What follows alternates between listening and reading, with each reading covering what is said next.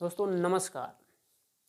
अभिव्यक्ति की आज़ादी को अपना ढाल बना करके मैं अपने चंद शब्द आपके समक्ष रखना चाहता हूँ। अभी हाल ही में यूके के प्रधानमंत्री के विषय में ये बात मैं आप लोगों के सामने रखने वाला हूँ। ऐसा कहा जाता है कि ऋषि सुनक जी भारतीय मूल के व्यक्ति हैं। एक भारतीय मूल के व्यक्ति को यूके का प्रधानमंत्री बनाया गया है।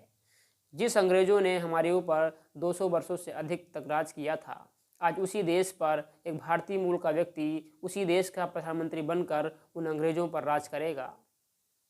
अभी आप टेलीविज़न, मीडिया, अखबार को उठा करके देखेंगे तो भारत में अर्थात भारत के लोगों में ऋषि सुनक जो भारतीय मूल के व्यक्ति जिन्हें बताया जा रहा है, यूके के प्रधानमंत्री बनने के बाद भारतीय के लोगों में एक हर्ष का विषय बना हुआ है। और यह हर्ष केवल उन्हीं लोगों के लिए है जिन्हें राजनीति के बारे में ज्ञान ही नहीं, या यूँ कहें कि इस देश में जो कुछ भी हो रहा है, देश और दुनिया में जो कुछ भी हो रहा है, वह हमें दिखाया ही नहीं जा रहा है, परंतु वह दिखाया जा रहा है जिससे हमारा कोई मतलब ही नहीं, कोई वास्ता ही नहीं। मतलब हमें मेन मुद्दों से भटका करके कहीं और ले जाने की कोशिश किया जा रहा है। हमारे देश में अर्थात हमारे देश के लोगों का यह हाल बन चुका है, जब किसी भी जाति का कोई व्यक्ति विधायक, मंत्री, सांसद या प्रधानमंत्री, राज्यपाल बनता है, या कोई आईपीएस या प्रशासनिक अधिकारी या कोई कलेक्टर बन जाता है, तो उस जाति के लोग ढेर सारी बधाइयाँ, ढेर सारे खुशियाँ लोग बांटने लगते हैं सोशल मीडिया पर। उनका स्टेटस, उनका फेसबुक रील्स, उनका इंस्टाग्राम रील्स, इन सब चीज़ों से बधाइयों से भर जाता है। दोस्तों मैं इतना कह देना चाहता हूँ कि एक तमाशा दिखाने वाला व्यक्ति हमारे देश में आता है या हमारे गांव में आता है, वह अपना तमाशा दिखाता है। जहाँ पर लगता नहीं मुझे हंसना चाहिए, वहाँ पर हम हंस हंस करके खूब तालियां बजाते हैं, और जहाँ पर शॉकिंग चीज़ देखते हैं वहाँ पर हमारी आँखें खुली की खुली रह जाती हैं। यही हाल हमारे देश के लोगों का है कि हम तमाशा देखते रहते हैं। मीडिया है, गोदी मीडिया जो हमें तमाशा दिखाती है, उस तमाशा को हम खुली आंखों से देखते रहते हैं, और फिर बाद में नतीजा क्या आता है कि हम तालियां बजाते रह जाते हैं, और तमाशा करने वाला तमाशा करके चला जाता है। परंतु गोदी मीडिया आज की एक ऐसा तमाशा दिखाने वाले, नाटक करने वाले बन गए हैं कि कहीं जाने वाले नहीं हैं। ये हमारे और आपके बीच में अब हमेशा ही रहने वाले हैं। दोस्तों मैं कभी ब्रिटेन गया नहीं, मैं कभी अमेरिका गया नहीं, चाइना कभी गया नहीं, आप कभी गए नहीं। वहाँ की जो खबरें आ रही हैं, वहाँ की जो डेटा जो हम लोगों को दिखाने का, बताने का प्रयास किया जा रहा है, वह सत्य है। इसका आधार क्या है? कोई आधार नहीं है। अर्थात जो टेलीविज़न दिखाए, जो मीडिया अखबार में छपे, उसे हम अक्षरशः सत्य मान लें। दोस्तों अभी बात करते हैं, छोटी सी एक बात करते हैं। अभी जब आप गूगल में जब आप सर्च करेंगे, दोस्तों जब आप गूगल में जाएंगे और यहाँ पर सर्च करेंगे यूके में प्रधानमंत्री का कार्यकाल कितने वर्ष का होता है और प्रधानमंत्री किसके अधीनस्थ कार्य करता है, तो आपके सामने पहली ही वेबसाइट कुछ इस प्रकार आपको दिखेगी, जिसमें साफ तौर पर लिखा हुआ नीचे संक्षिप्त विवरण आप देख सकते हैं। उसके बाद है राज्य, फिर है मुख्य नेता प्रधानमंत्री, और प्रधानमंत्री की नियुक्ति किसकी होती है, इसमें लिखा हुआ है द्वारा नियुक्ति, अर्थात शासक के द्वारा प्रधानमंत्री की नियुक्ति होती है। थोड़ा सा और स्क्रॉल करेंगे, नीचे आएंगे। ब्रिटिश सरकार का नेतृत्व प्रधानमंत्री करते हैं, परंतु प्रधानमंत्री की नियुक्ति ब्रिटेन के एकाधिदारुक नरेश करते हैं। एकाधिदारुक बोलते हैं नरेश, जो ब्रिटेन के जो नरेश हैं, वह नरेश ही प्रधानमंत्री की नियुक्ति करता है। यह आधिकारिक वेबसाइट शो कर रही है। जिसके बाद प्रधानमंत्री अन्य मंत्रियों की नियुक्ति करते हैं। दोस्तों जो प्रधानमंत्री का कार्यकाल होता है वो 5 वर्षीय होता है। यदि इससे पहले कोई अविश्वास प्रस्ताव पारित करता है तो चुनाव को फिर से कराए जाने की संभावना बढ़ जाती है, और कई बार चुनाव हो भी जाते हैं। लेकिन जो अविश्वास मत हो, वो एक सफल अविश्वास मत अगर होता है तो चुनाव भी करवाया जा सकता है। तो आपने देखा गूगल में कि मुख्य नेता प्रधानमंत्री होता है और प्रधानमंत्री की नियुक्ति एक शासक द्वारा की जाती है।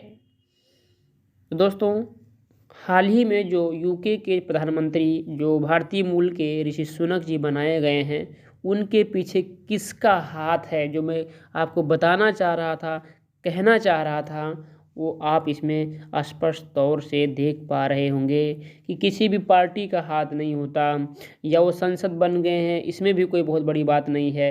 भाई प्रधानमंत्री पद तक पहुंचने के लिए आपको किसी न किसी क्षेत्र से आपको विजयी होना तो आवश्यक ही है। तो पहले ही आपको पता है कि पहले से ही वो सांसद हैं ही ऋषि सुनक जी, और अब उनकी नियुक्ति कौन किया है, किसने किया है? शासक द्वारा उसकी नियुक्ति की गई है। वो शासक कौन होता है, कौन होता है, उसके अधिकार क्या होते हैं? हालांकि इसका कोई सही आकलन मेरे पास नहीं है और ना ही इस तरह की किसी वेबसाइट में उपलब्ध है। तो अभी आपने देखा कि एक प्रधानमंत्री की नियुक्ति कौन करता है? एक शासक करता है। उस शासक के अधिकार क्या हैं, उसके क्षेत्र क्या हैं, वो शासक कौन होता है, परंतु शासक को कौन बनाता है कि शासक खुद इतना पावरफुल होता है कि खुद वह निर्णय ले सकता है। तो इसके बारे में मुझे कोई सटीक या सही आकलन मेरे पास नहीं है, पर गूगल का डेटा इतना ही काफ़ी है आपको ये सब बताने के लिए, समझाने के लिए। और 1757 का था जब अंग्रेज हमारे देश में छल करके, बेईमानी करके हमारे देश के लोगों के साथ जो है छल किया, अन्याय किया, शोषण किया और उस देश पर 200 वर्षों तक राज किया। आपको क्या लगता है कि उस देश का शासक भारतीय मूल के व्यक्ति को इतनी आसानी के साथ उन्हें प्रधानमंत्री बना देगा? जिसने 200 वर्षों तक भारत को अपना गुलाम बनाया है, आज भी हमारा देश आज़ाद नहीं बल्कि गुलाम है। भारत 99 साल की लीज पर आज़ाद हुआ था। आज भी हमारा देश औपनिवेशिक राज्य है। हमारे संविधान में कहीं भी भारत को राष्ट्र का दर्जा नहीं दिया गया। कि ये बात आपके लिए काफ़ी नहीं है? जब अंग्रेज यहाँ से गए थे 1947 में 14 अगस्त की आधी रात को, उन्होंने एक एग्रीमेंट किया था। उस एग्रीमेंट का नाम है ट्रांसफ़र ऑफ पावर एग्रीमेंट, और इसी एग्रीमेंट के अंतर्गत जिसे कहते हैं हस्तांतरण की संधि, इस हस्तांतरण का समझौता, इसी समझौते के आधार पर वो हमको 99 साल के लिए आज़ादी देकर चले गए थे। देश की जनता को क्या कहना?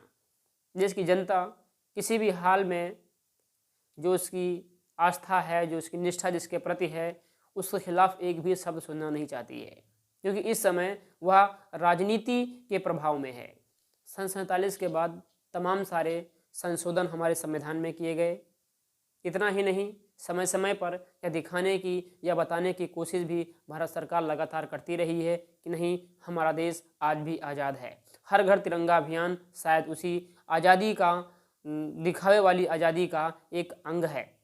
जब हमारे देश के प्रधानमंत्री ने देश की जनता से ताली बजवा लिया, थाली बजवा लिया, घरों की लाइट बंद करवा करके दिए और दीपक जलवा लिए, यह तमाशा नहीं तो और क्या है? जो बीमारी अभी हाल ही में आई, उस बीमारी का जिक्र आज से 8 से 9 साल पहले ही हो चुका था, और आज हमें ताली थाली के नाम पर क्या करवाया जा रहा है?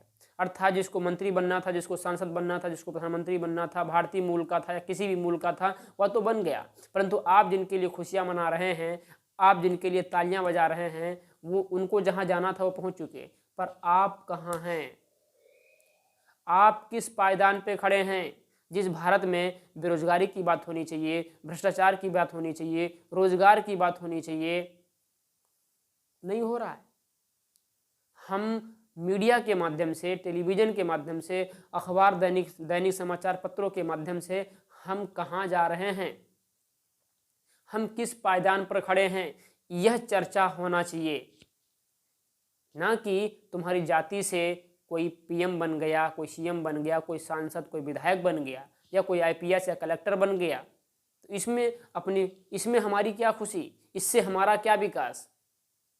हर साल आईएएस बनते हैं, पीसीएस बनते हैं, डिप्टी कलेक्टर बनते हैं, सीएम बनते हैं, प्रधानमंत्री बनते हैं, लेकिन देश की जनता को उससे मिला क्या? तुम खुशियां बांटने वाले, ताली बजाने वाले लोगों को क्या मिला?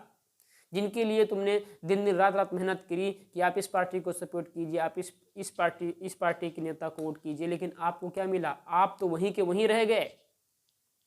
बेहतर है कि आप परिस्थितियों को समझें, परिस्थितियों की गंभीरता को समझें, और इस गंभीरता को जान लेने के बाद अपनी स्थिति को सुधारने के लिए अधिक से अधिक प्रयास करें और अपने हाथ और पैर अच्छी तरीके से मजबूत करें। इसी में आपकी और इसी में हमारी और इसी में देश की भलाई है, क्योंकि जब हम और आप मजबूत होंगे तो राष्ट्र मजबूत बनेगा, और जब राष्ट्र मजबूत बनेगा तभी राष्ट्र की उन्नति संभव की जा सकती है, अन्यथा राम राम। वंदे मातरम। जय मातृभूमि।